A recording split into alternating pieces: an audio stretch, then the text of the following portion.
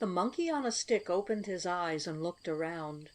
That is, he tried to look around, but all he could see on all sides of him was Pasteboard Box.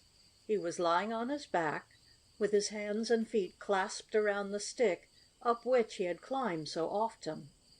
"Well, this is very strange," said the Monkey on a Stick, as he rubbed his nose with one hand. "Very strange indeed. Why should I wake up here when last night I went to sleep in the toy store? I can't understand this at all." Once more he looked about him. He surely was inside a pasteboard box. He could see the cover of it over his head as he lay on his back, and he could see one side of the box toward his left hand, while another side of the box was at his right hand. "And," said the Monkey on a Stick, speaking to himself as he often did, "I suppose the bottom of the pasteboard box is under me. I must be lying on that."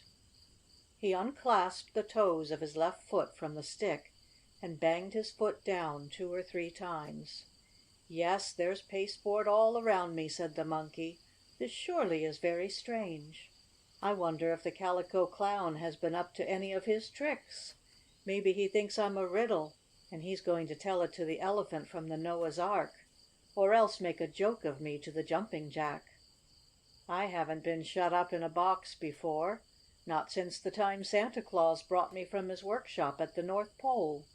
I wonder what this means." The Monkey raised his head and banged it on the box cover. "Oh, my cocoanut!" cried the Monkey, for that is what he sometimes called his head. "My poor cocoanut!" he went on, as he put up his hand. "I wonder if I raised a big lump on my cocoanut."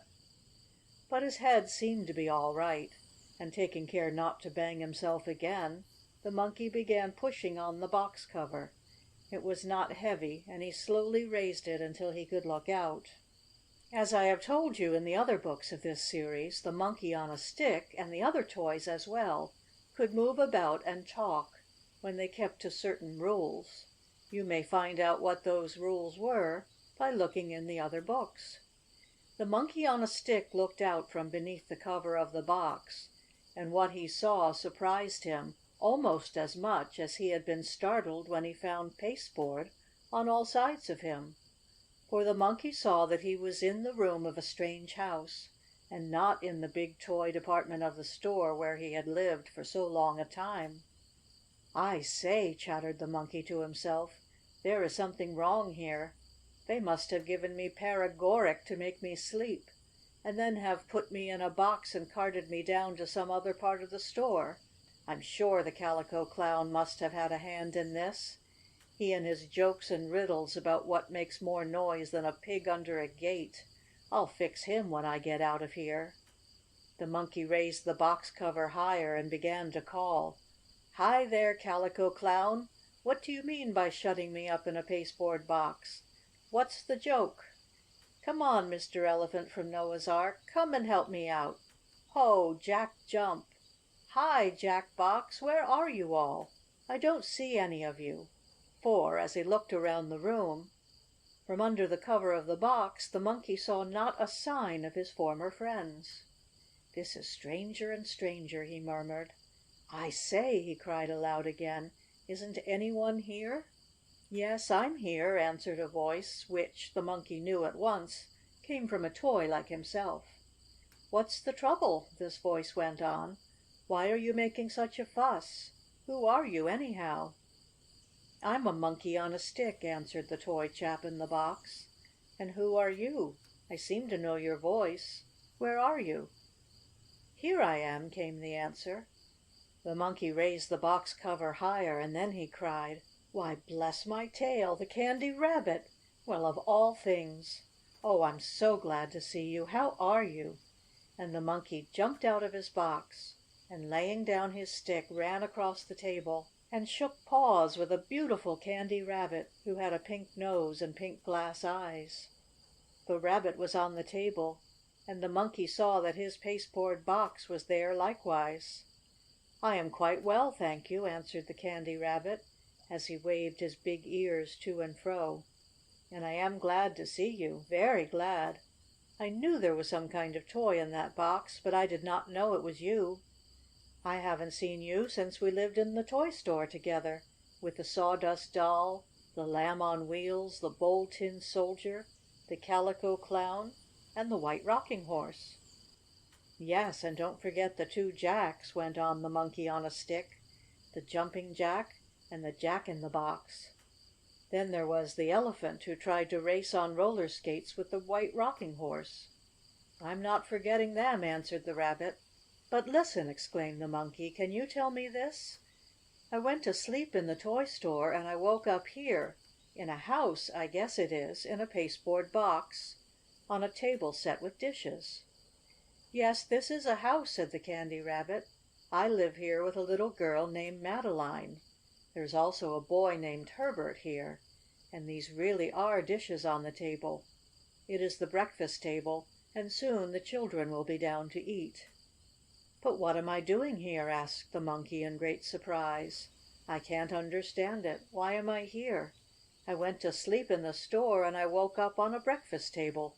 Can this be a trick or a riddle of the Calico Clown's? Is he going to ask what is more surprised than a monkey on a stick at the breakfast table, as he asks what makes more noise than a pig under a gate?" "No, I think the Calico Clown had nothing to do with your being here," said the Candy Rabbit with a smile. "Then who did?" asked the Monkey. "Herbert, a boy who lives here with his sister Madeline," went on the Rabbit. "Dear me, this is getting more and more riddly like and jokey," said the Monkey. "I don't understand it at all. Why am I not in the store where I belong?" "Because you don't belong there any more," cried the Candy Rabbit. "You were bought for the boy Herbert, and you are here at his breakfast plate as a surprise." "Well, he isn't going to be any more surprised than I am," chattered the Monkey. "I don't seem to understand this at all. How did I get here?" "I imagine that, after you went to sleep in the store last night, one of the clerks at the toy counter put you in the pasteboard box, wrapped you up, and sent you here." "I see how it happened," said the Monkey. "I went to sleep in the store yesterday afternoon. I had been up late the night before, as we toys were having some fun. I was trying to guess a riddle the Calico Clown asked. It was, 'How do the seeds get inside the apple when there aren't any holes in the skin?' I was thinking of that riddle, and it kept me up quite late the night before." "Did you think of the answer?" "No, I didn't," said the Monkey, "any more than I can think of the answer to the Clown's riddle of what makes more noise than a—" "Hush! Here come Madeline and Herbert to breakfast!" suddenly whispered the Rabbit. "Back to your box as quick as you can. We toys are not allowed to move about by ourselves when any one sees us, you know." "Yes, I know," chattered the Monkey. Nimbly he sprang back to his box and clasped the stick, up and down which he climbed when a string was pulled. As he pulled the box cover down over his head, he heard the joyous shouts and laughter of two children as they ran into the room. "Happy birthday, Herbert!" called Madeline. "Look and see what Daddy bought for you yesterday."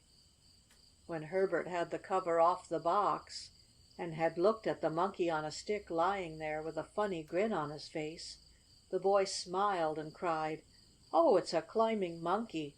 Oh, this is just what I wanted!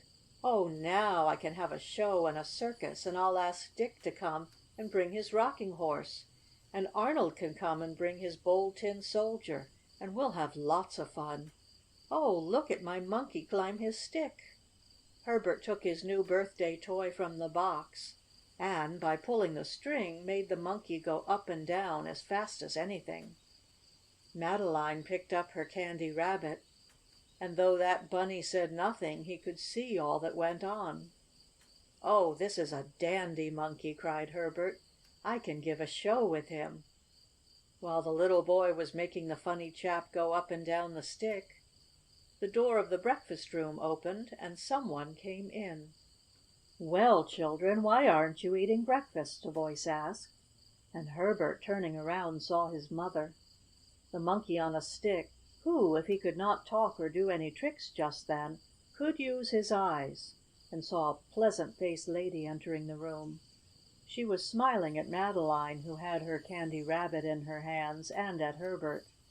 "Oh, look, Mother, what I found at my plate!" exclaimed Herbert, as he pulled the string and made the Monkey run up and down the stick. "It's my birthday present." "Yes, Daddy said he was going to get you something," said Mother. "It came from the store late yesterday afternoon, and I put it away and had it laid at your breakfast place this morning. Do you like it?" "Oh, it's dandy!" exclaimed Herbert. "I love it." The children sat down and had an orange and some oatmeal and a glass of milk, and a roll with golden yellow butter on it.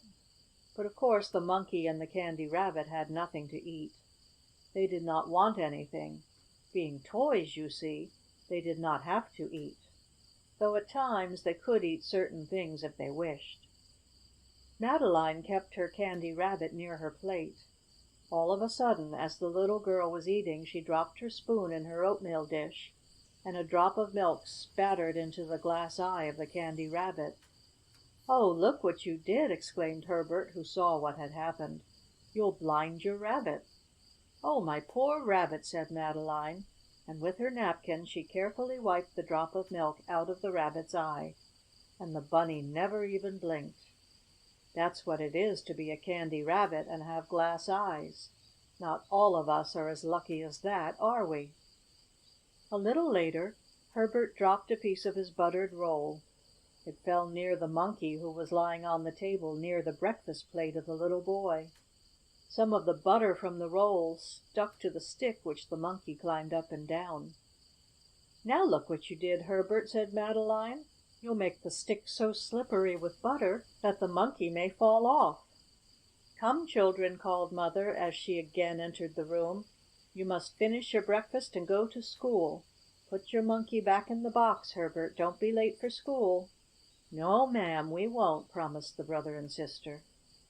A little later they were on their way, walking side by side on the path that led to the red schoolhouse down by the white bridge. Madeline looked at her brother curiously as they came near the building where they studied their lessons. "Have you got your books under your coat, Herbert?" asked Madeline. "No, I haven't my books," he said. "Well, what have you?" asked Madeline. "You have something, for I can see a lump. What is it?" Before Herbert could answer, if he had wanted to, the bell rang, and the two children, and some others who were straggling along, had to run so they would not be late. Then for a time Madeline forgot what it was her brother was bringing to school under his coat. Just before recess his teacher, looking down toward Herbert, sitting near Dick and Arnold, called out: "What have you there, Herbert? What are you showing to the other boys under your desk?" It's a monkey," answered Madeline's brother. "A monkey!" exclaimed the teacher. "Yes, it's my birthday monkey," went on the little boy. "Oh, a birthday monkey!" the teacher said again. "I think I had better call the janitor and have him take care of your monkey for you," and she started toward the door. "Oh, no, ma'am, he isn't a live monkey," said Herbert. "He's just a toy one on a stick." "Herbert, you may bring me that monkey," the teacher said, and Herbert, very red in the face, walked up to the platform on which stood the teacher's desk. In his hand Herbert carried his Monkey on a Stick. "Where did you get this?" his teacher asked, as she took the toy from Herbert and laid it on top of her desk. "I got it for my birthday," he answered, "this morning." "But why did you bring it to school?" went on the teacher. "You are nearly always a good boy. Why did you bring your Monkey to school, Herbert?" "Oh, I just wanted to show him to Arnold and Dick," was the answer. "We're going to have a show, and my Monkey is going to be in it. I brought him to school under my coat." "Oh, oh!" exclaimed Madeline, before she thought what she was saying. "I saw something under his coat, and I thought it was his books. Oh, oh! And it was his Monkey!" All the children laughed when Madeline said this, and even the teacher could not help smiling. But she said: "Silence, please, children. We must keep on with our lessons. And Herbert, it was wrong of you to bring your Monkey to school, and take him out to show the other boys. As a little punishment I shall keep your toy in my desk until after school tonight. Then you may have him back." "Yes, ma'am," returned Herbert. still rather red in the face. He went back to his desk, and the other children went on with their lessons. The teacher put the Monkey on a Stick inside a big drawer. "Well, this is the first of my adventure since I went to sleep in the store and awakened in Herbert's house," thought the Monkey to himself, as he found that he was shut up inside the teacher's desk. "I wondered what Herbert was going to do with me when he slipped me under his coat at the breakfast table. Now I must see what we have here." It was not very dark inside the drawer of the teacher's desk. Enough light came through the keyhole for the Monkey to see, and among other things he noticed a bottle of ink and a small doll. He was pleased to see the doll. "Oh, here is a toy like myself," said the Monkey, speaking in a whisper. "How do you do?" he went on, sitting up and bowing to his new acquaintance. "Are you any relation to the Sawdust Doll?" he asked politely. "I'm a second or third cousin," was the answer. "She is stuffed with sawdust, but I am stuffed with cotton." "Then I will call you Miss Cotton Doll," went on the Monkey. "What brought you here? Were you so bad in school that you had to be shut up in a desk?" "No, not exactly. But a little girl named Mary brought me in her school bag yesterday, and she took me out in the study hour, and the teacher said it was wrong. So she took me away from the little girl named Mary." "I thought Mary brought a lamb to school," said the Monkey on a Stick, who, having lived in a toy store, of course knew all about toy books and Mother Goose verses. "That was another Mary," went on the Cotton Doll. "Besides, Mary didn't bring the lamb to school. It followed her one day." "Oh, so it did. I had forgotten," went on the Monkey. "But my Mary brought me to school," said the Cotton Doll, "and her teacher took me away. She put me in this desk drawer, the teacher did." "Well, now we're here, let's have some fun," said the Monkey to the Cotton Doll after a bit. "We are all alone by ourselves, and we can do as we please. Let's look around and play. We can't stand up, as the drawer isn't high enough, but we can crawl on our knees. Let's see what else is here." "All right," agreed the Cotton Doll. So while the teacher was hearing the lessons of Herbert, Madeline, and the other boys and girls, the Monkey, crawling off his stick for the time being, and the Cotton Doll went creeping on their hands and knees around the drawer. "Let's look at the bottle of ink," proposed the Monkey, as he crawled near it and began pulling at the cork. "Oh, don't do that!" cried the Cotton Doll, in a whisper, of course. "Don't open it. You'll get all black." "Oh, if it's black ink, I know what we can do," said the Monkey. "We can black up like colored minstrels and have a little show in here by ourselves. I'll black your face with the ink, and you can black mine, though I am pretty brown now." "But I don't want my face blacked with ink!" cried the Cotton Doll, as the Monkey took the cork from the bottle. "I don't want to be a minstrel." "Oh, but you must!" insisted the Monkey, laughing, and catching hold of the Cotton Doll in one hand, he tilted up the ink bottle in the other, and dipped in the end of his tail. "Now I'll paint you nice and black," he laughed. "Oh, don't! Please don't!" begged the Cotton Doll, as she tried to get away from the Monkey. But she couldn't, for he held her tightly, and the inky end of the tail was coming nearer and nearer to her face. "There you are! Oh, how funny you look!" chattered the Monkey on a Stick in a whisper to the Cotton Doll, as they were both shut up together in the teacher's desk. "You don't know how funny you look. If I only had a looking glass I'd show you."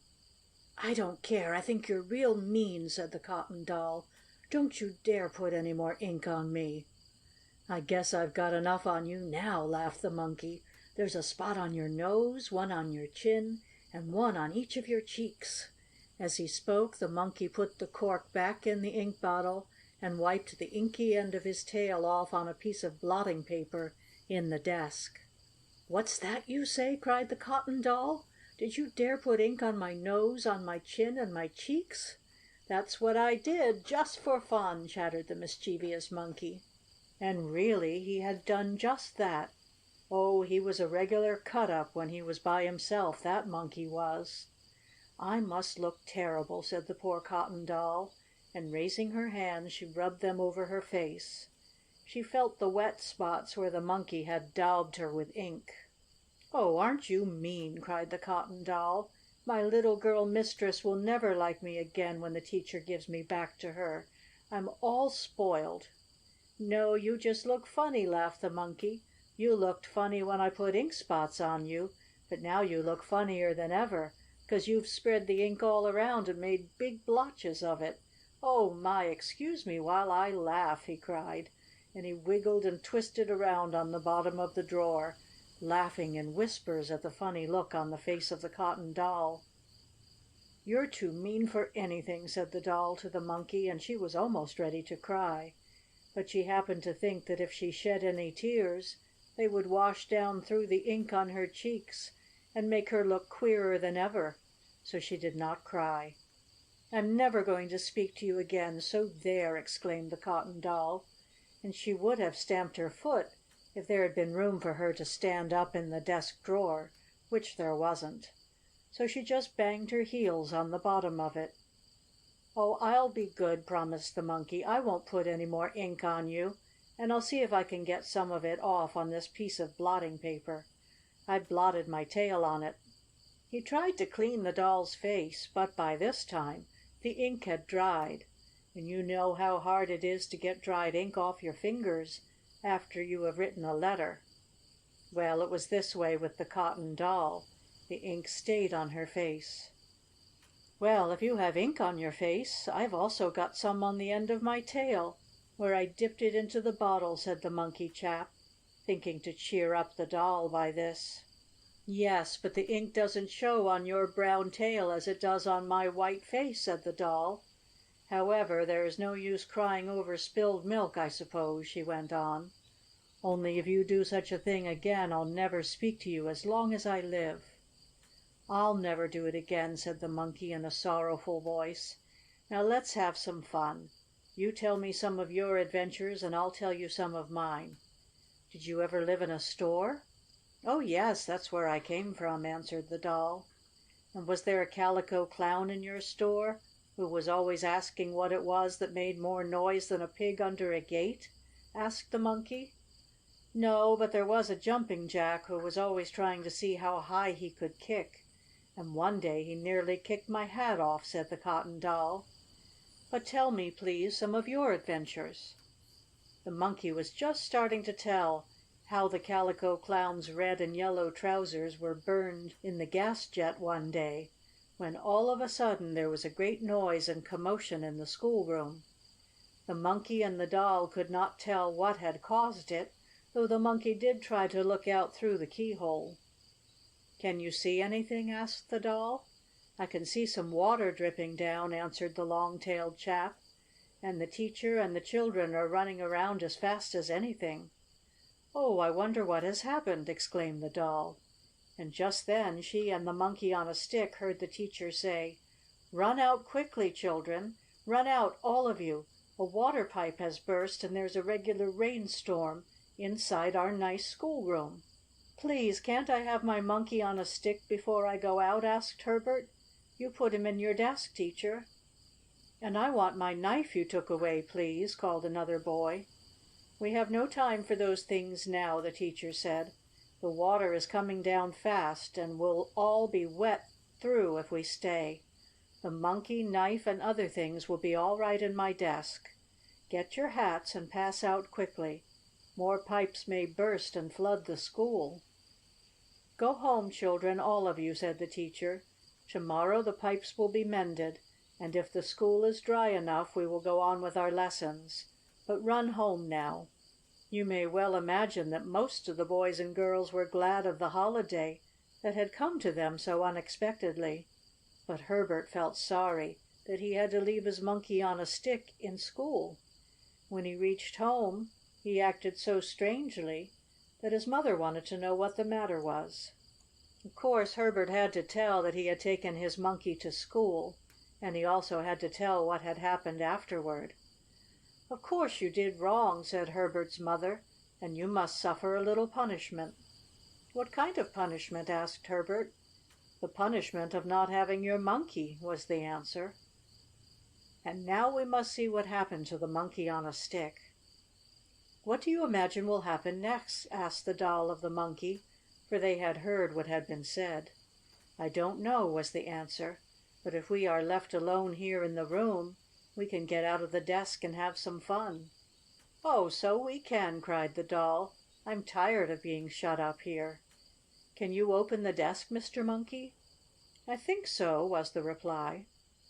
The Monkey was just going to raise the lid by prying under it with the long stick up and down which he climbed, when all of a sudden there was a noise in the room. "Some one is coming," whispered the Doll. "I hear them," said the Monkey. He looked out through the keyhole and saw a man wading through the water toward the desk. "I guess it's the night watchman," went on the Monkey in a whisper. "We don't have a night watchman in school," whispered back the Doll. "But we have a janitor. Maybe it's the janitor coming." And so it was. The janitor had shut off some of the water in the broken pipes, and he was going about from room to room to see how much damage had been done. He walked up to the desk inside of which the Monkey and Doll had been placed. "Well, I do declare!" exclaimed the janitor, and the Monkey and the Doll heard him. "There's ink running out of the drawer of the teacher's desk! Ink running out of her desk and water running out of the broken pipes! Sure, the school had bad luck today. But I must see about this ink. It may spoil everything in the drawer. The bottle must have been upset and the cork came out when the teacher and children were running around after the pipes burst." The Monkey turned away from the keyhole and looked at the bottle of ink. Surely enough, it lay on its side and the cork was out. A stream of black liquid was running out of the bottle, dripping down through a crack in the teacher's desk. "Oh, do you suppose you did that?" asked the Doll in a whisper of the Monkey. I guess maybe I did," he answered. "After I dipped my tail in the ink and marked your face, maybe I didn't put the cork back in tightly enough. And when I jumped around to see what all the racket was about, I must have knocked the bottle over." The janitor opened the lid of the desk, at the same time saying, "I'd better take the teacher's things out and keep them for her until morning. What with the ink and water, everything may be spoiled." A bright light shone in on the Monkey and the Doll when the top of the desk was opened by the janitor. Of course both the toys kept very still as soon as the janitor looked at them. This was the rule, as I have told you in the other books. It did not take the school janitor long to cork the ink bottle and stop any more of the black fluid running out. "Well, well," said the janitor, looking at the ink-splashed Doll and the ink-tipped Monkey. "I'll take these two toys home and maybe my little girl can clean them. Then I'll bring them back to school to morrow, and the teacher can give them to whoever owns them. Yes, I'll take the Monkey and Doll home to my house." And this the janitor did. He stuffed the Monkey on a stick and also the Cotton Doll into his pocket, taking care, of course, not to break them. And then, having cleaned from the room as much of the water as he could, the janitor went home. "Look what I've brought you," he said to his little girl, as he took the Monkey and the Doll out of his pocket on reaching home. "Oh, aren't they funny!" cried the little girl, dancing up and down. "May I have them to keep?" "Gracious me, what is going to happen now?" thought the Monkey on a Stick. "Look out for the ink on the Doll's face," said the janitor to his little girl as he handed her the toy. "And see, the Monkey also has ink on the end of his tail. I brought them home for you to see if you could clean them." "Oh, then I can't keep them!" exclaimed the little girl in a sad voice. "And they are so cute, too, even if they are covered with ink. How did it happen?" "A water pipe burst in the school, and there was so much running around that an ink bottle in the teacher's desk got upset, I suppose. And then the ink splashed on the Monkey and the Doll," said the janitor. "But how did they get in the teacher's desk?" the little girl wanted to know. "I guess she must have taken them away from the children who had them out, playing with them during lesson time," answered the janitor. "And he was right about that, as we know. But he was wrong about the bottle of ink." "But perhaps you can clean them," said the janitor to his little girl. "That's why I brought the toys home to you." "Yes, I can wash the doll's face with soap and water," answered the little girl. "But I don't believe I can get the ink off the Monkey's tail. He's made of plush, and ink stains that very badly." Then she got a basin of soap and water and began to wash the doll's face. In a little while the ink spots began to fade away, for the doll's head was of porcelain, though she was stuffed with cotton. "It's going to leave the doll a little darker color, though," said the little girl to her father. "I can't get her as nice and white as she was at first." "Well, never mind. You can pretend she went to the seashore and got tanned," said the janitor, laughing. "Did you get the ink out of the Monkey's tail?" he asked. "No, it won't come out," was the answer, and it would not. The ink on the tail of the Monkey on a Stick was there to stay, so it seemed. "There, just see what happened by your fooling," said the doll to the Monkey a little later, when they were left alone for a few minutes. "My face will always be dark and your tail will be inky." "I don't so much mind about my tail," answered the Monkey. "I think it will be rather stylish to have it dark and inky on the end. But I am sorry about your face. I never thought about the ink staying on, or I never would have daubed you the way I did." "Well, don't feel too bad about it," advised the doll with a smile. "I just happened to remember that it is stylish to be tanned. All the other dolls and toys will think I have spent a vacation at the seashore, as the janitor says. Really, after I get used to it, I shall be glad you put the ink on me." But the Monkey still felt sorry. That night the janitor's little girl played with the Monkey on a Stick, making him do all sorts of funny tricks. He would climb up when she pulled the string, and sometimes he would just stand up on the top of his stick, almost as straight as the Bold Tin Soldier. Then again he would turn over backward and slide down head first to the bottom of the pole. Another time he would tumble forward and slide down the other way, turning somersaults on the trip. "Oh, I just love this Monkey," said the little girl. In the morning the janitor took back to school in his pocket the Monkey and the doll.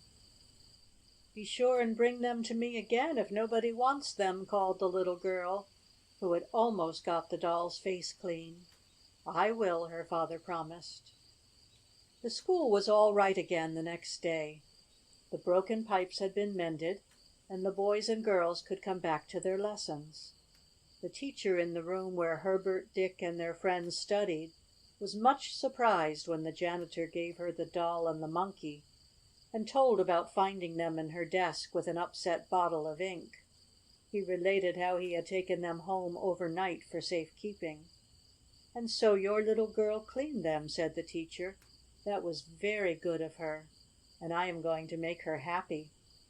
You may take back to her this doll with the make-believe tanned face." "Are you really going to give my little girl the doll?" asked the janitor. "Yes," replied the teacher. "The little girl from whom I took the doll is not coming back to this school any more, and her mother sent word I might give the doll away. So I'll give her to your little girl." "That is very kind of you," said the janitor. "My little girl will be happy." The Monkey was put back in the desk until after school. Then Herbert was called up. "Here is your Monkey on a Stick, Herbert," said the teacher. "You must not bring him to school again." "No, ma'am, I won't," promised the little boy. "I am sorry he got that blot of ink on the end of his tail," went on the teacher. "Oh, I don't mind," said Herbert with a smile. "He can climb his stick just the same." And the Monkey really could. The ink on his tail didn't bother him a bit. Up and down the stick he went, when Herbert pulled the string, and even the teacher had to laugh, the Monkey was so funny. "I'm so glad I have my Monkey back," thought Herbert, as he ran along the street. All the other boys and girls were ahead of him, as he had been kept in a little while after school to get his toy back. All at once, as Herbert was passing a candy store, he saw, coming out of it, Dick, the boy who owned the White Rocking Horse. "Oh, hello, Herbert!" called Dick, giving his friend a piece of candy. "So you have your Monkey back?" "Yes," Herbert answered. I stayed in to get him." "I know how we can have some fun with him," went on Dick. "How?" Herbert wanted to know. "We can give him a ride on the back of our dog Carlo," went on Dick. "We can take the Monkey off the stick and tie him on Carlo's back. Then Carlo will run and the Monkey will have a fine ride." The two boys hurried down the street toward Dick's house. "This world is full of surprises," thought the Monkey. "I wonder what my toy friends in the store would think if they knew I was going to have a ride on a dog's back. What a wonderful adventure it may be." The Monkey was not afraid. He was a courageous chap, almost as brave as the Bold Tin Soldier. One has to be brave to climb up and down a stick day after day, and turn somersaults from the top, I think. "How can we make my Monkey stay on your Carlo's back?" asked Herbert as they reached Dick's house. "We can tie him on, same as my sister once tied her Sawdust Doll to the back of the Lamb on Wheels," Dick answered. "And maybe, some day, we can have a little show," said Herbert. "What kind of show?" Dick asked, as he ate the last piece of candy he had bought on his way from school, having shared some with Herbert.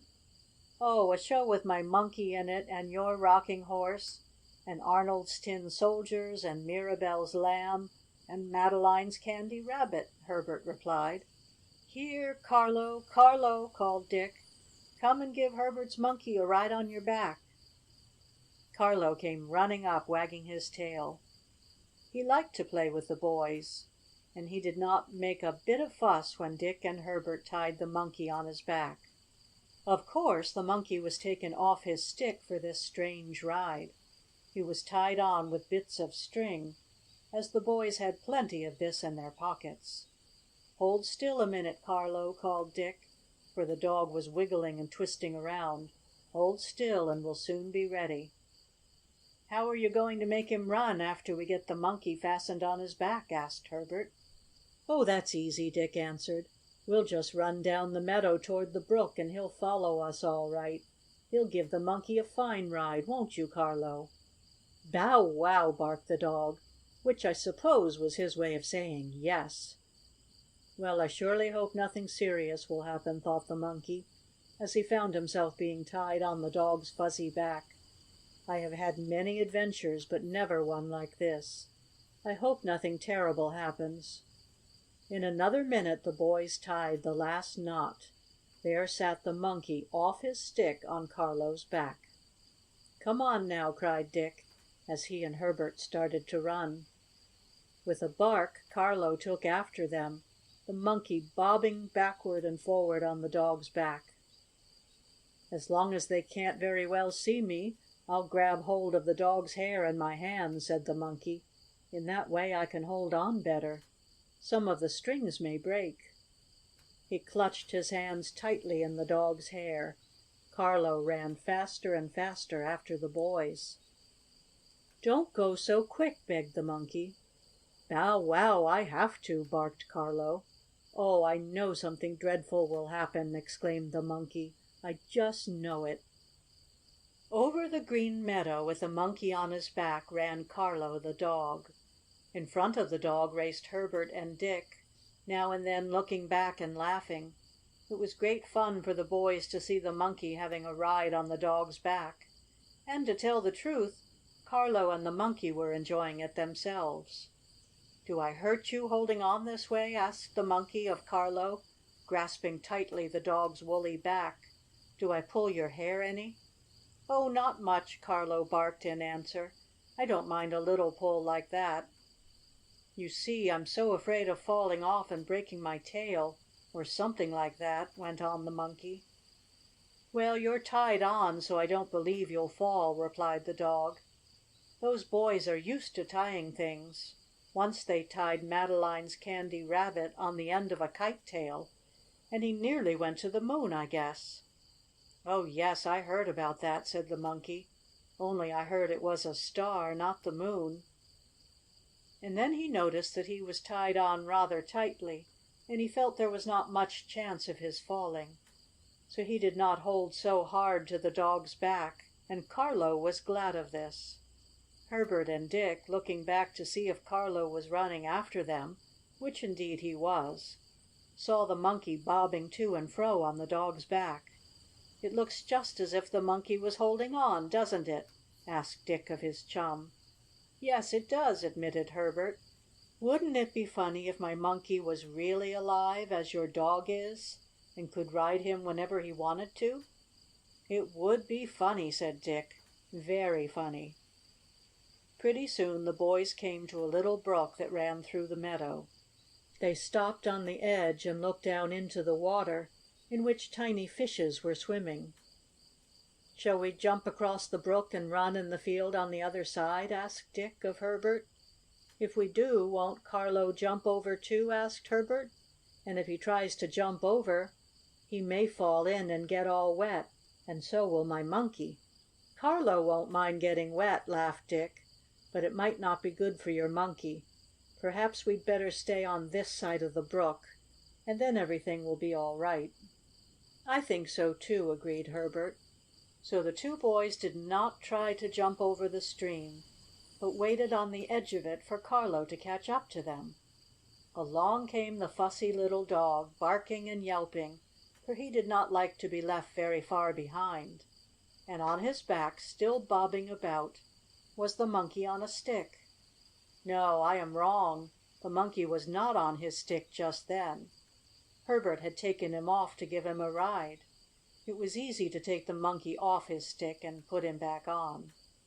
Up ran Carlo, and as soon as he saw the brook full of water, what did that little dog do but start to run right into it. "Oh, look out! Stop him!" cried Herbert. "He'll get my Monkey all wet and spoil him." "Come back, Carlo! Come back!" ordered Dick, making a jump toward his pet. But Carlo had no idea of going too deep into the brook. He just wanted to get a drink. So he waded in only a little way, stopping just before the dangling feet of the Monkey would have gotten wet. "Oh, I guess he isn't going to roll in the water," said Dick. "Sometimes he does that, just rolls right over in it like a fish. If he did that now, with my Monkey on his back, he'd spoil him," said Herbert. "I'm glad he didn't." Carlo lapped the cool water up with his red tongue, and then he waded out of the brook and toward the boys. He seemed to be asking them, "What shall we do next? That was fun, giving the Monkey a ride. But what shall we do next?" "I know what we can do," said Dick to Herbert, after they had sailed some little make believe ships in the brook, while Carlo lay in the grass on the bank. "We can take your Monkey and my dog down the street. People will see him and laugh. Shall we do that?" "Oh, yes, let's do it!" exclaimed Herbert. Once more the boys started to run across the meadow, and Carlo, seeing them go, and not wanting to be left behind, started after them with a bow wow. The Monkey was still on his back. The two boys were almost across the meadow, and were thinking what fun it would be to see the dog going down the street, giving the Monkey a ride, when all of a sudden Carlo saw a cat. Now, you know what dogs do when they see cats. They chase them just for fun, you understand. And this is what Carlo did. He raced after this cat as fast as he could go. "Carlo!" chattered the Monkey. Now, somehow or other, the strings by which the boys had fastened the Monkey on the back of the dog had become loosened. One knot after another came undone, and the Monkey felt himself slipping. "Oh, wait a minute, Carlo!" cried the Monkey, for he could talk now, being out of hearing of the boys. "Wait, wait!" cried the Monkey. "I am falling off." "I can't wait!" barked Carlo. "I must get that cat." On he ran, faster than before. Dick and Herbert saw him, and Dick cried: "Oh, look at my dog chasing a cat! Let's see if he gets her." So they ran after the dog. Faster and faster went Carlo, and the strings that held the Monkey on became looser and looser, until at last they slipped off altogether, and down fell the Monkey into the grass. The grass was tall and thick, and at the moment when the Monkey fell, Dick and Herbert were down in a sort of little valley, and they did not see what had happened. So the monkey fell off the dog's back before they noticed it. As for Carlo, all he was thinking of was getting the cat, and the boys went after him. On all sides of the monkey was green grass, nice and soft. A little farther off were some trees. The monkey could see them as he looked over the top of the grass. "I wish I could climb one of those trees," said the toy monkey, half aloud. "I've been climbing up and down a stick so long that I am rather tired of it. I think I ought to climb trees." The monkey was beginning to feel strange. It was the first time he had ever been by himself, alone in a green field, with the warm sun shining on him. "I feel just like doing something," said the monkey, speaking out loud this time, though he could see no one to whom he might talk. "I'm going to cut up. Hi-yi!" he shouted. "I'm going to jump and turn somersaults and everything." And with that he began leaping about on the soft green grass. He jumped this way and that. He jumped forward and backward, and he turned front somersaults and back somersaults. Then all of a sudden a voice called, saying: "What in the world are you doing, my friend?" The monkey stopped short and flipped his tail from side to side. "Well, I don't see you, and I don't know who you are," he said. "But if you want to know what I'm doing, I'm cutting up monkey shines. That's what I'm doing, cutting up monkey shines." Out from under a large green leaf, underneath which he had been sitting, crawled a long green creature. The green creature looked at the brown monkey, who, after jumping about, sat down on a little hummock of grass to rest. "What did you say you were doing?" asked the bug. "Cutting up monkey shines," was the answer. "We monkeys, whether we are toys or not, call our fun monkey shines, and I thought I'd cut up a few while I was here by myself. I didn't know you minded." "Oh, bless you, I don't mind," said the green creature. "I like to watch you. It is fun. You are quite a jumper, and I am something of a jumper myself." "Who are you?" asked the monkey. "I'm a grasshopper," was the answer. "I live here in this green meadow and sing songs all day long." "I am glad to meet you, Mr. Grasshopper," said the monkey. "Singing songs must be nice." So the monkey and the grasshopper sat there talking together. The monkey told the different things that had happened to him from the time he had awakened in a box on the breakfast table until he fell off Carlo's back. "Do you have any adventures here in the meadow?" asked the chap who had been cutting up monkey shines. "Oh, yes, we have had things happen here," said the grasshopper. "Of course they are not as exciting as those you have told me about, but we rather like them. Do you want to—" But just then something began running through the tall grass a short distance away from where the monkey sat on a hummock. At first the monkey thought it was Carlo the dog coming back, but in another moment he saw a pink nose and two long, flapping ears. He knew then it was not Carlo, but he thought it was another friend of his. So the monkey called: "I say, hold on there a minute. I want to talk to you, my friend. Wait, can't you?" "Who is it?" asked the grasshopper, stretching out one long hind leg. "Who do you see?" "My friend the Candy Rabbit," was the answer. "He just ran through the grass." "That isn't a Candy Rabbit," said the grasshopper. "Who is it then?" asked the monkey in surprise. "That's Jack Hare, a real live rabbit who lives in the meadow here," was the reply. "He wouldn't like it if you called him a Candy Rabbit." The grass waved to and fro, and a moment later a big white rabbit came jumping through and sat down on his hind legs near the big leaf on which the grasshopper was perched. The monkey could see that this rabbit was different from the one made of candy. This bunny was larger and his nose was not so pink. His ears, too, were bigger. "Hello, who's your friend, Mr. Grasshopper?" asked Jack Hare. "He is a stranger in our meadow," was the answer. "I just met him. He was cutting up polishes, I think he said." "Shines, shines, monkey shines, not polishes, though they are somewhat alike," explained the monkey. "I cut some monkey shines after I fell off a dog's back." "A dog! Good gracious! "Don't tell me there's a dog around here!" exclaimed Jack Hare, looking quickly over his shoulder. "A dog will chase me as soon as he will a cat. I guess I'd better be going." "Oh, don't be afraid," said the Monkey. "The dog I mean is Carlo. He is chasing a cat now, and so he won't come here." The Grasshopper and the Live Rabbit sat looking at the Monkey. Soon from under another leaf came hopping a black bug, not quite as large as the green one. The black bug wiggled her legs and chirped cheerfully. "Well, well, whom have we here?" "Oh, this is Mr. Monkeyshine," said the Grasshopper.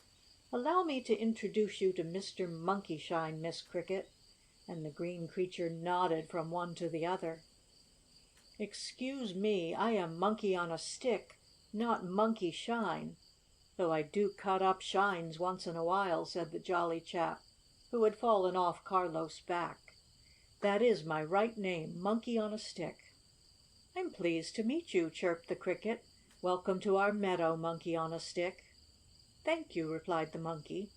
Then the Grasshopper, the Live Rabbit, and the Cricket sat and looked at the Monkey, and after a while he cut some more Monkeyshines for them, even standing on his head and waving his tail in the air.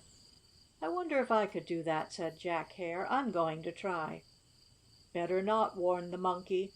"In turning over you might break off your ears."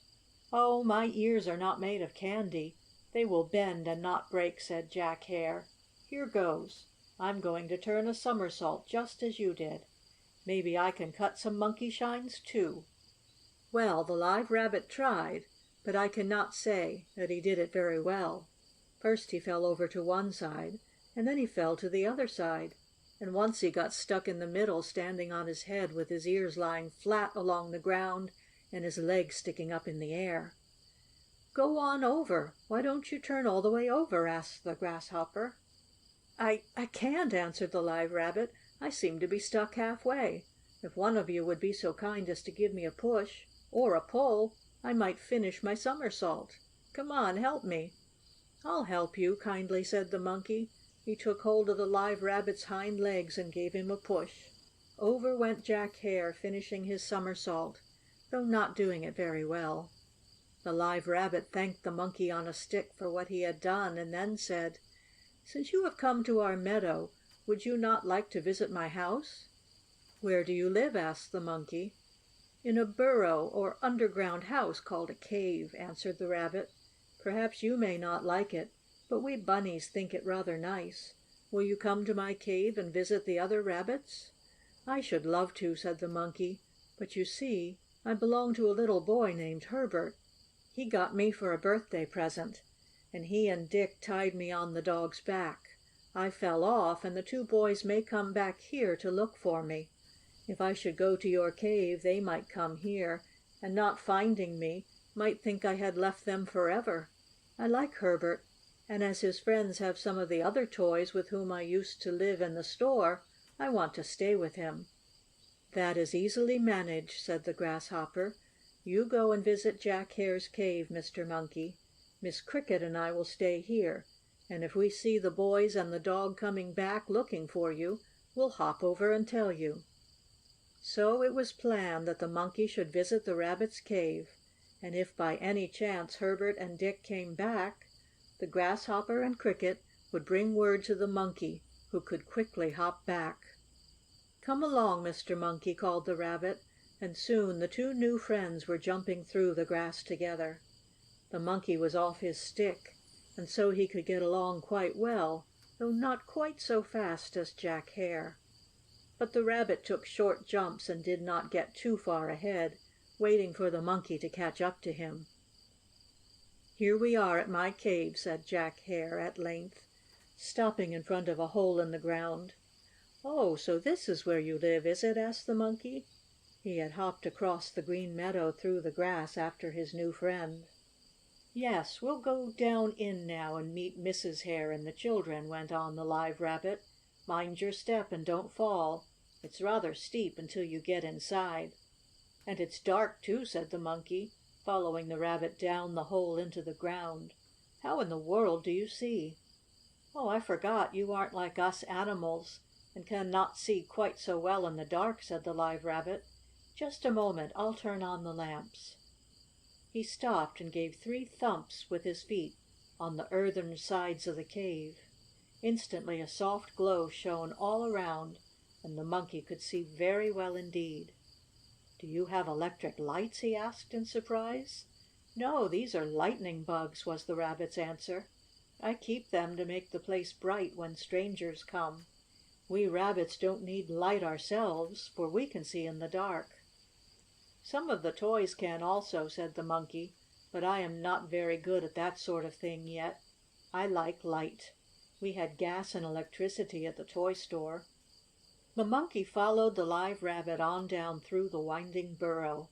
It twisted and turned this way and that, now to the right and now to the left. Here and there, clinging to the earthen sides, were lightning bugs, which made the place so bright that the Monkey did not stumble once. "But why does it twist and turn so, like a corkscrew?" the Monkey asked the Rabbit. "We always build our burrow caves like this, to keep out dogs and other enemies," was the reply. "My real home is still a little farther on. We'll be there in a moment." The Monkey followed on and soon came to a place where, seated about a table made from a piece of a flat stump, were several little Rabbit children and a lady Rabbit. "This is my family," said the Live Rabbit. "Mrs. Hare, allow me to present Mr. Monkey on a Stick, who has come to pay us a visit." "Pleased to meet you," said Mrs. Rabbit, bowing low. "Hi, Daddy!" called one of the little Rabbits. "Where's his stick?" And then everybody laughed. "Please excuse little Johnny Hare," said Mrs. Hare to the Monkey. "He didn't mean to be impolite asking for your stick." "Oh, I know," said the Monkey. "He's just like all children. They just ask what they want to know about. And I suppose it does seem funny to be a monkey on a stick and then not have your stick with you. But I can tell you where my stick is, Johnny," said the Monkey to the little Rabbit chap. And then he related his adventure on Carlo's back. "Oh! Oh! Oh!" said all the other little Rabbits, opening wide their eyes when they heard this story.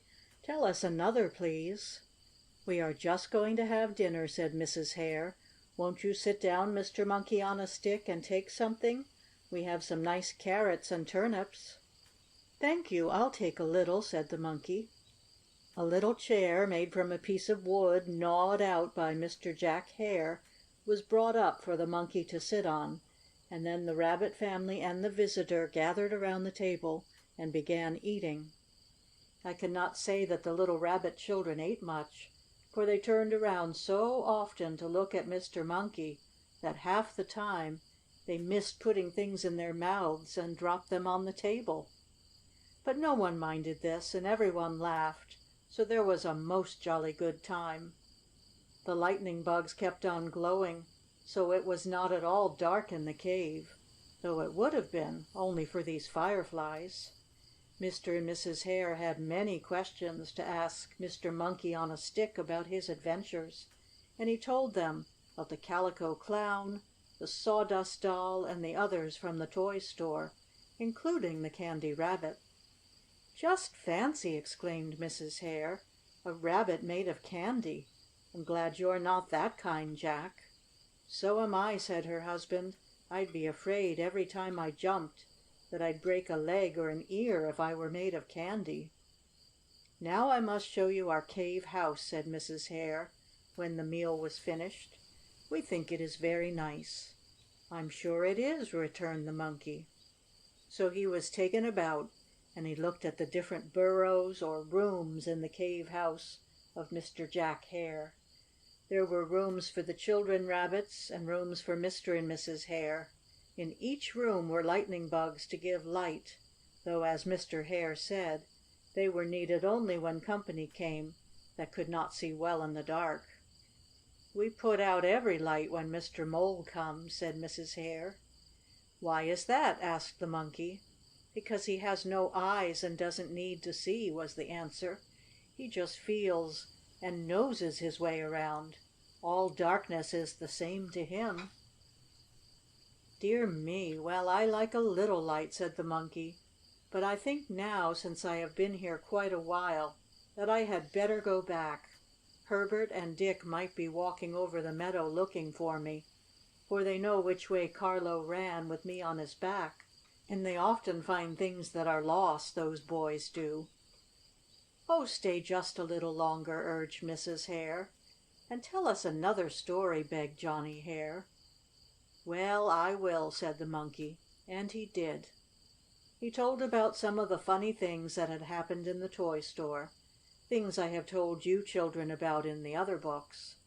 And the bunny boys and girls liked the story told by the Monkey on a Stick very much indeed. The Monkey enjoyed himself so much in the cave house of Mr. Jack Hare that he stayed longer than he intended. It was along in the middle of the afternoon before he came out, and as the Monkey and Mr. Hare reached the outer opening of the burrow, the rabbit gentleman knocked on the ground 3 times with his hind feet. "What's that for?" asked the Monkey. "To turn off the lightning bugs," was the answer. "No use burning lights when no one needs them. I'll turn them on if you call again." "Thank you, I shall be glad to pay you another visit," said the Monkey. "But just now I feel that I must get back to where you first saw me.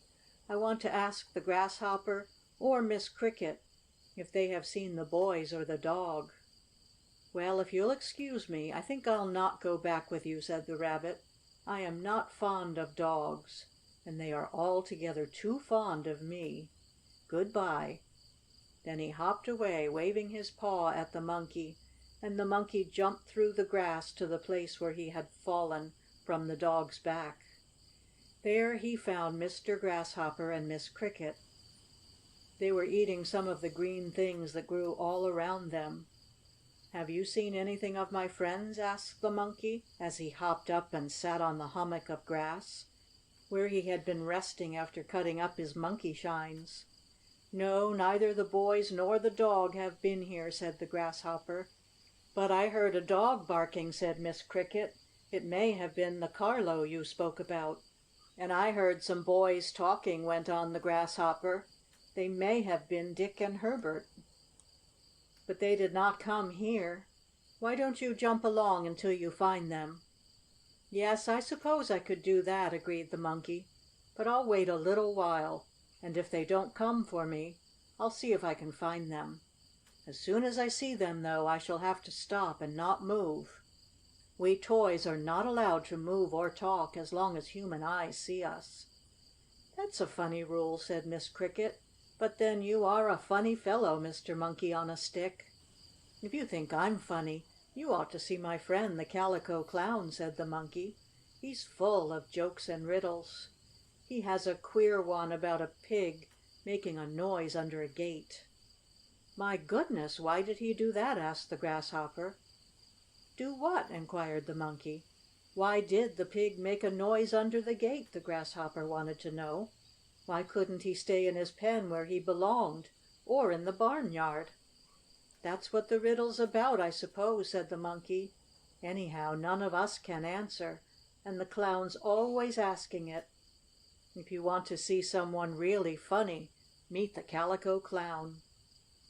After a little more talk among the 3 friends, the Monkey said he thought he would hop along and see if he could find the 2 boys or the dog. "Aren't you afraid if you find the dog alone he may bite you?" asked the Grasshopper. "Oh, my, no!" exclaimed the Monkey. "Carlo is a friend of mine. If he found me he would take me home to Herbert's house. I had even rather find him than the boys, for I can talk to the dog, and I can't talk to Dick and Herbert." "Well, we wish you luck," chirped the Cricket, and the Grasshopper did also. Away hopped the Monkey, making his journey through the tall grass of the green meadow. The grass was rather high, and he could not see very well, but he looked the best he could on every side, and every now and then he stopped to listen. He wanted to hear the barking of Carlo, or the shouts of Dick and Herbert, who, as he guessed, were, even then, looking for him. But the boys looked in the wrong place, and, as it happened, the Monkey jumped in the wrong direction.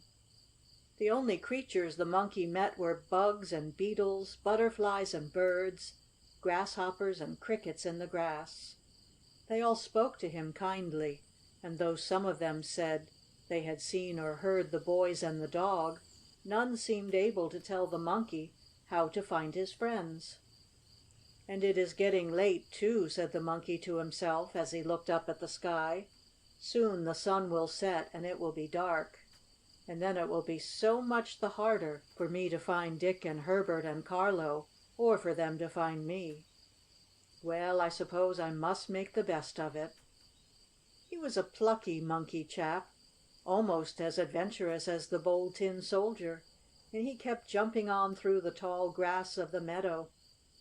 All at once, as he skipped along, being able to move quite fast now that he was off his stick, the Monkey stumbled over a stone and fell flat down.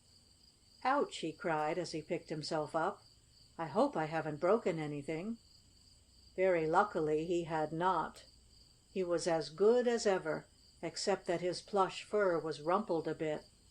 But he soon brushed himself smooth again, and he was about to hop on when, all at once, he felt a splash of water on his head. "Dear me! Is someone squirting water at me from a toy rubber ball or a water pistol?" exclaimed the Monkey. More drops splashed down, dozens and dozens of them. Then the Monkey looked up and cried: "Oh, it's raining! It's pouring! I'll be soaking wet! I'll be drowned out in the rain without an umbrella or rubbers! Oh, my!" And the rain came down harder and harder and harder. Poor Monkey on a Stick! Oh, I forgot he wasn't on a stick now, was he? Herbert had the stick, and it was just as well he had, for the Monkey, being rid of it, could hop around better. "And I need to hop around a lot to keep out of the wet," said the Monkey to himself, after he had come from the Rabbit's cave and had been caught in the rain. Harder and harder the big drops came pelting down. At first the Monkey tried to keep dry by crawling under the grass, but, thick and tall as it was not like an umbrella, and the drops came through. Soon the Monkey was very wet. "I know I'll catch cold," he said sorrowfully. "I'll get the snuffles. I'm not used to being soaked like this." And truly he was not. Since he had been made at the workshop of Santa Claus, the Monkey had never been out in a rainstorm. He had always been either in the toy factory, the department store, or in some house, and when he was taken from one place to another he was always well wrapped up, so it did not matter whether there was snow or rain. But now it was different. The Monkey was getting wetter and wetter each minute. "It's the first time I've been in so much water since the janitor's little girl tried to wash the ink spot off the end of my tail," the Monkey said.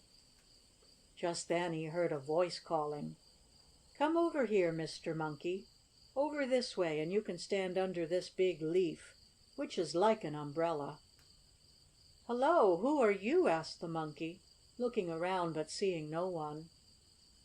By this time he had crossed the green meadow and was near a little clump of trees. "I am Jack in the Pulpit," was the answer. "I live on the edge of the woods. There are big fern leaves here under which you can be safe from the rain. Hop over." So the Monkey hopped through the wet grass until he came close to the trees in the woods. Then the voice called again: "Straight ahead now, and you'll see me." The Monkey looked and saw a queer little thin green chap standing up in the middle of a sort of brown striped leaf that curled over his head, just as in some churches the pulpit curls down over the preacher's head. "Who did you say you were?" asked the Monkey. "I am Jack in the Pulpit," was the answer.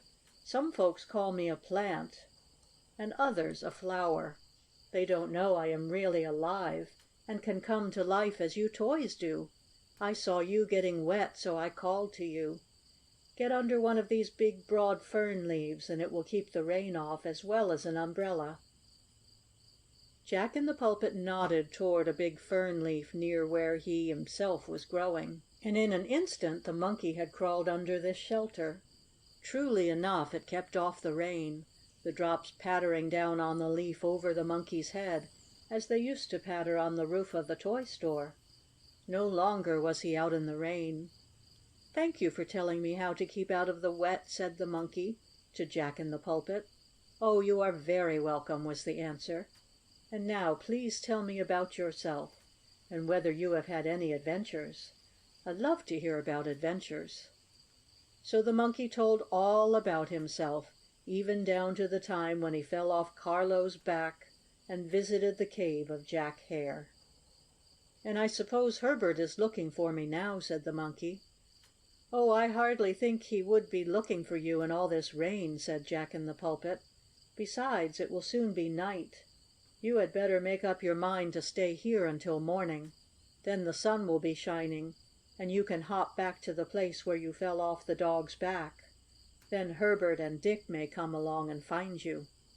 "That's what I'll do," said the Monkey. Just as the Jack had said it would, it soon became dark, and it kept on raining. But the Monkey curled up under the big fern leaf, where it was nice and dry. Soon the Monkey began to feel warm and sleepy, and before he knew it, he was fast asleep. In the morning the rain had stopped. The sun came out bright and warm and dried up the damp grass. Jack in the Pulpit awoke, and looking over toward the Monkey, fast asleep under the broad leaf, called: "Hi there, Mr. Monkey, it's morning. Now maybe you can find Herbert, or he can find you." "Dear me, morning so soon!" exclaimed the Monkey, stretching out his legs. "I must have slept very soundly." "Did you dream any?" asked the Jack.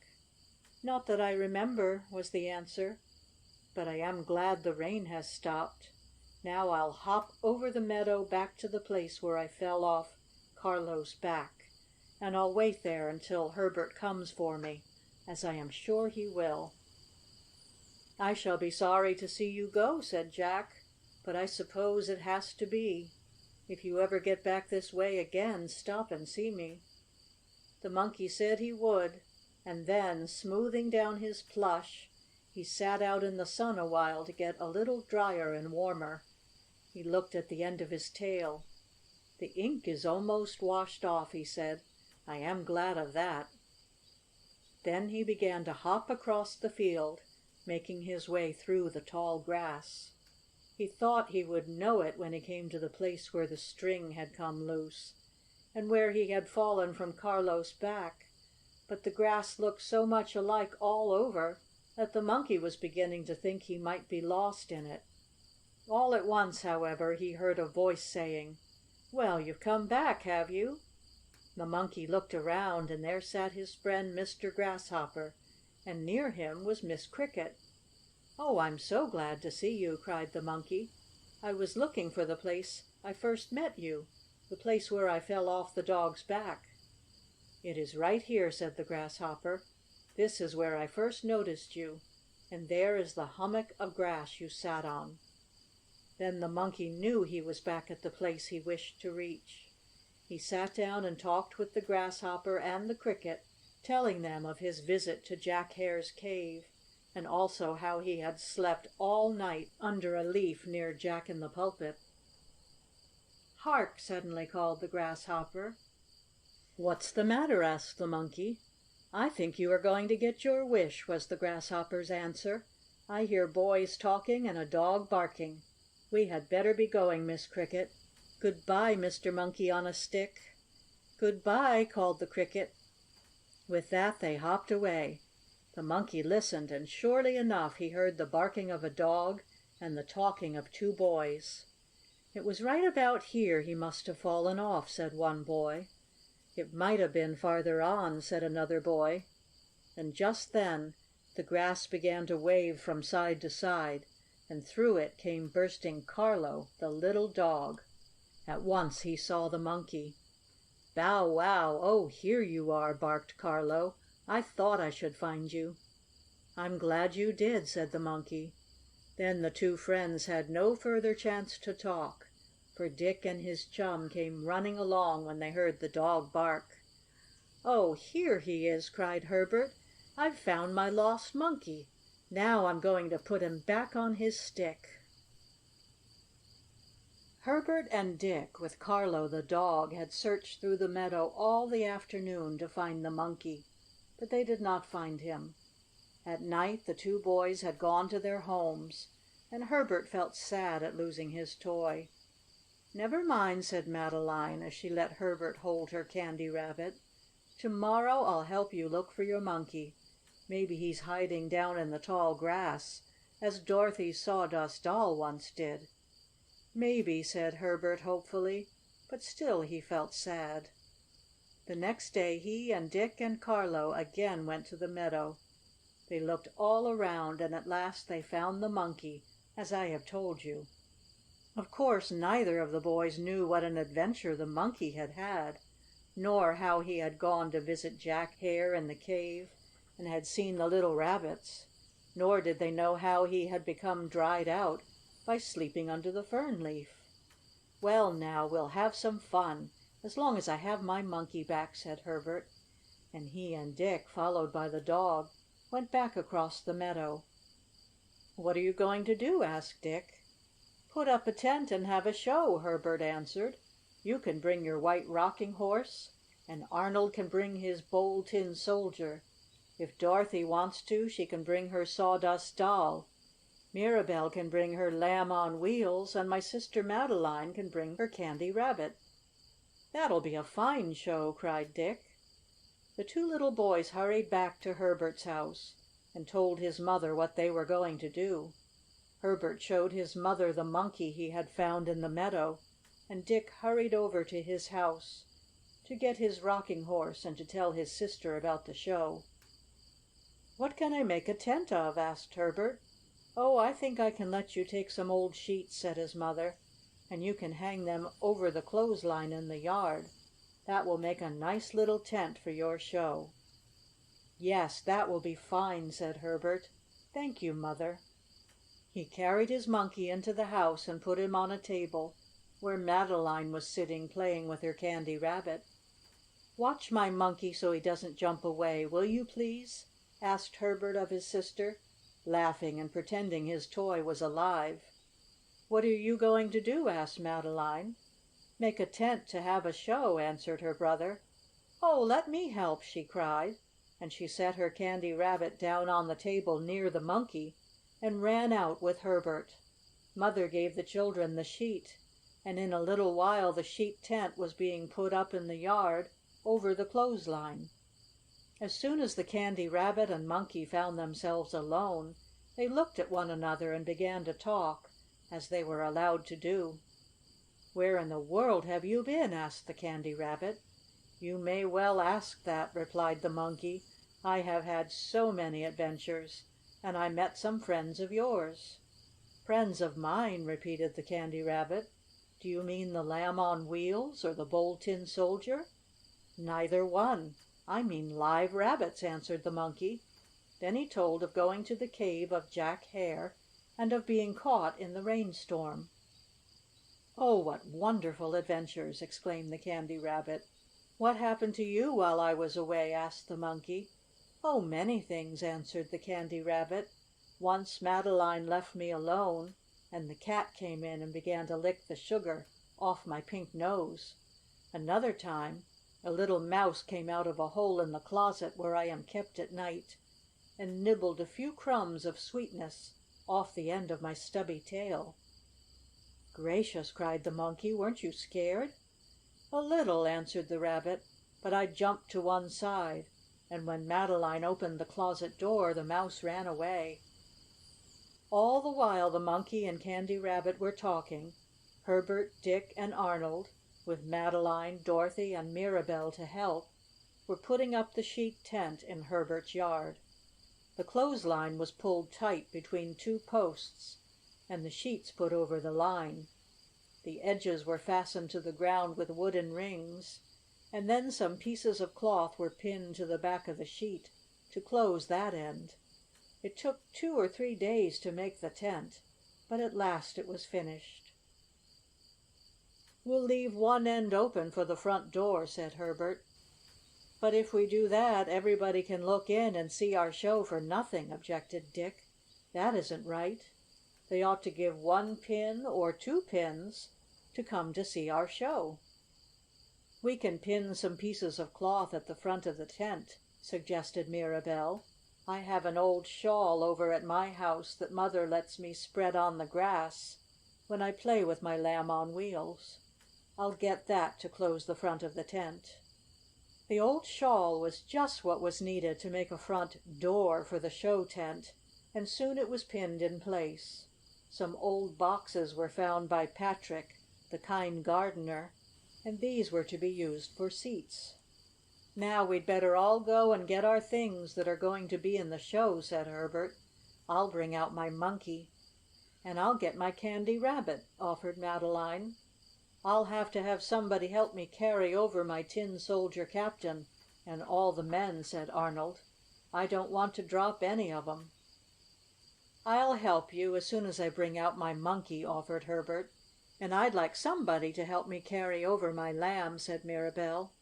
"I'll help you," said Dick. "I'll bring over my White Rocking Horse and your Lamb, Mirabell." So, as it happened, Herbert's Monkey and Madeline's Candy Rabbit were the first of the toy friends to be brought into the tent.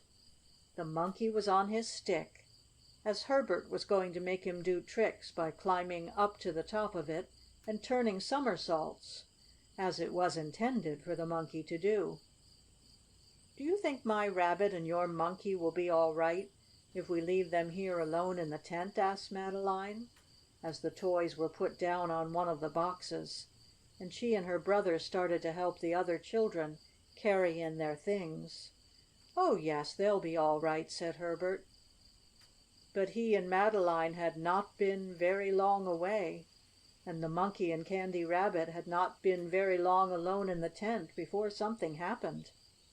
All at once, just as the Monkey was thinking of asking the Candy Rabbit what tricks that sweet chap was going to do in the show, a loud noise was heard in the tent.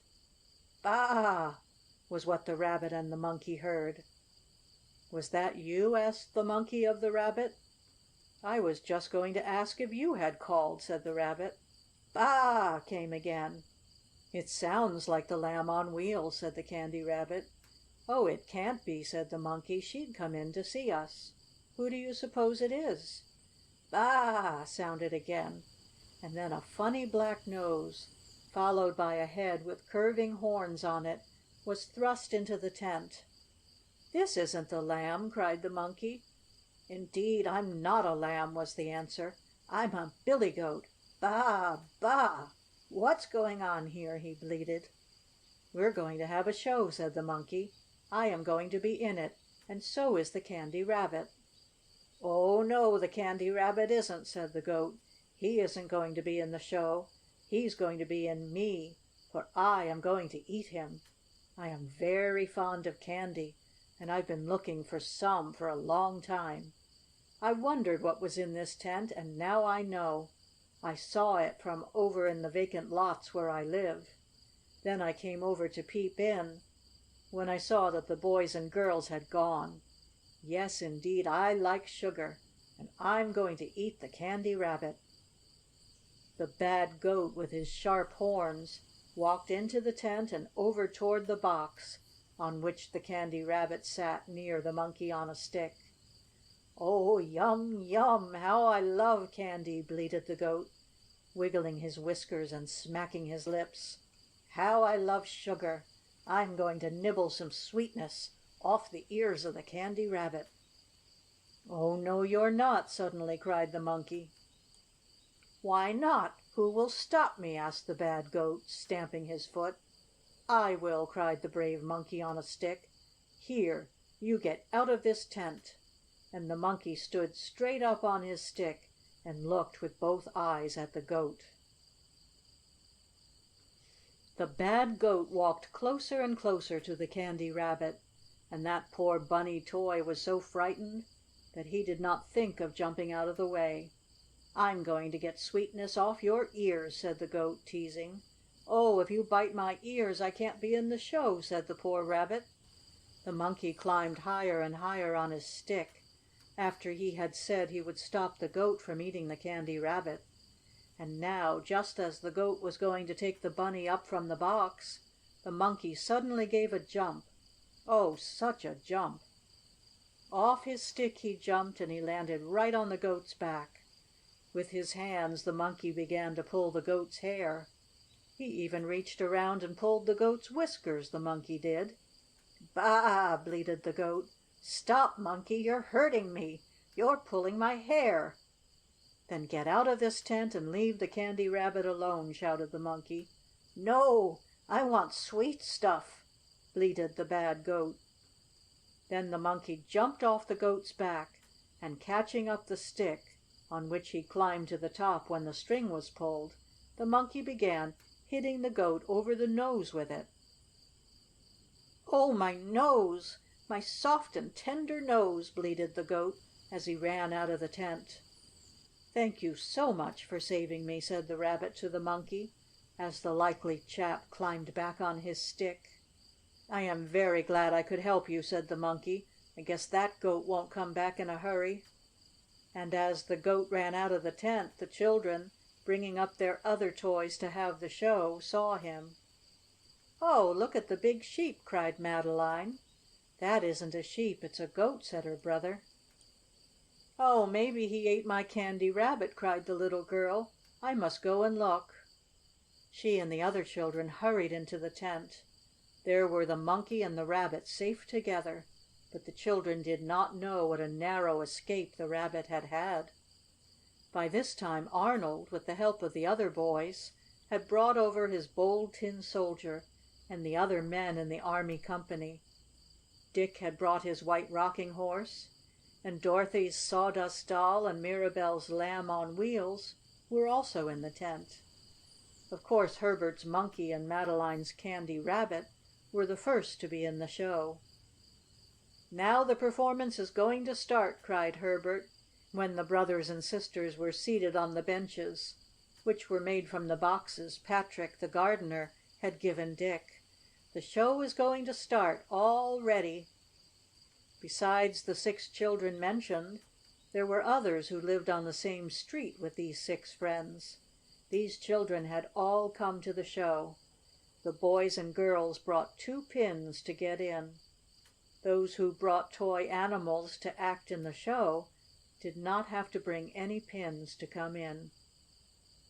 "The first act in the show," called Herbert, who was the ringmaster, "will be Mr. Dick riding on his White Rocking Horse. Ladies and gentlemen, see Mr. Dick!" "Hooray! Hooray! Hooray!" cried the children, clapping their hands. Dick drew his horse out into the middle of the tent. Of course, if the Rocking Horse had been there alone, he could have trotted out by himself. But, as it was, Dick had to drag him. Then Dick climbed on the back of his white steed, took hold of the reins, and cried, "Giddy up!" Back and forth rocked Dick on his horse, and, as I have told you in the book about this toy, the horse could move along whenever any one was on his back. He moved just as a rocking chair moves. Across the middle of the tent rode Dick on his rocking horse. The little chap pretended he was a cowboy and swung his cap around his head, and he even made believe lasso wild bulls with a piece of clothesline. "Bang! Bang!" cried Dick, shooting make-believe pistols the way real cowboys do. "Hooray! Hooray! Hooray!" cried all the children, for they liked to see Dick ride the White Rocking Horse. "What's next, Herbert?" asked Madeline. "Hush! You mustn't talk in the show," cautioned her brother. "The ringmaster is the only one who can talk, and I'm him. The next part of the show is the Dance of the Sawdust Doll." This was Dorothy's chance, and she came out with her toy. And then and there the Sawdust Doll did a funny little dance, while Mirabell played on a mouth organ. Of course Dorothy had to hold the doll and dance around with her, but it was as good as if the doll had done it herself, and the boys and girls clapped their hands. "Isn't this a wonderful show?" whispered the Sawdust Doll to the Monkey when she had a chance. As the children crowded down to one end of the tent to get some cookies Herbert's mother brought out to them. "Yes, you did your part very well," whispered back the Monkey.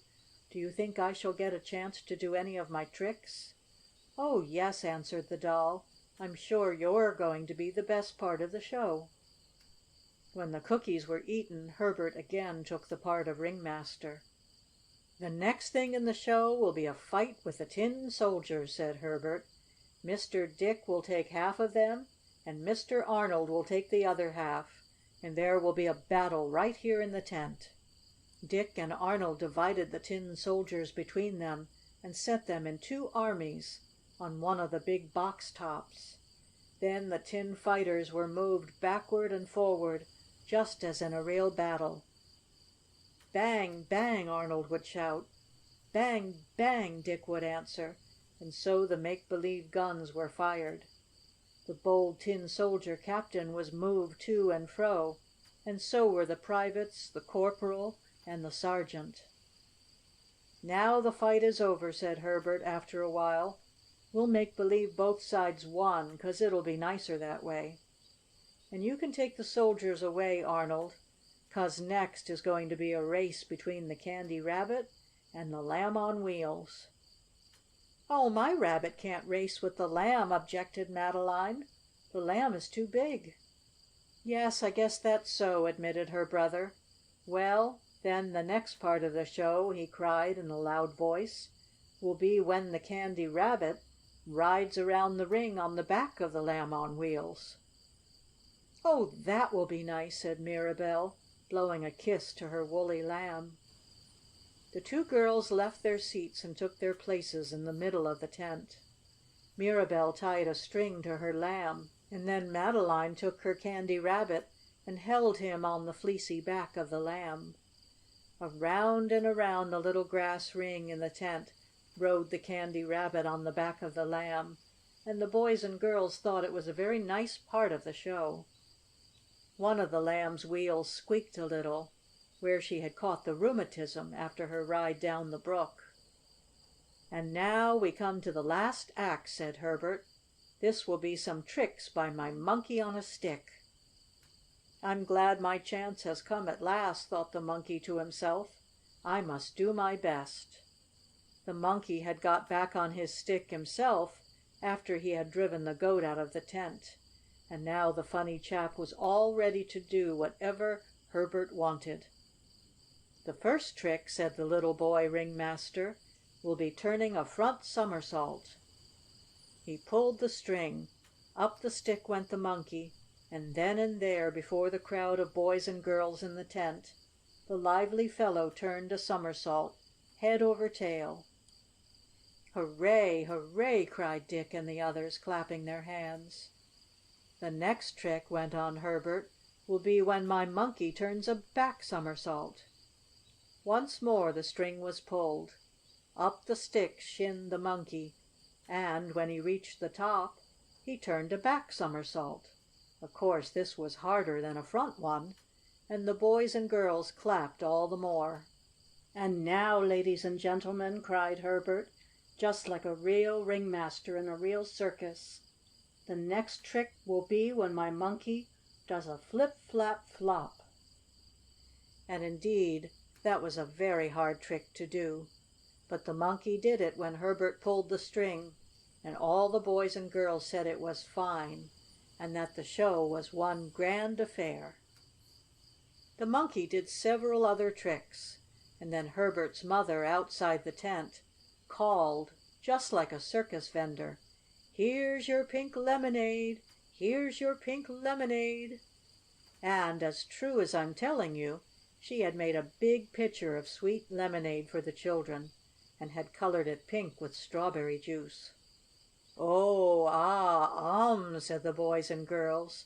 And really, I think the lemonade was almost as good a part of the show as the tricks of the Monkey, the fight of the tin soldiers, or the dance of the Sawdust Doll. "Well, the show is over. I wonder what will happen next," said the Lamb on Wheels to the Bold Tin Captain. "Maybe the children will have another," said the Monkey. "But while we have the chance, I would like to talk to my friends, the Sawdust Doll, the Bold Tin Soldier, the White Rocking Horse, and all the others."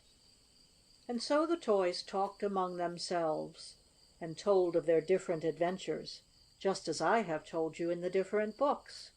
And they all said the Monkey was very brave, to have driven away the bad Goat as he had done. "I'd like to know what the Calico Clown is doing all this time, since we came away from the toy store," said the Monkey, after a while.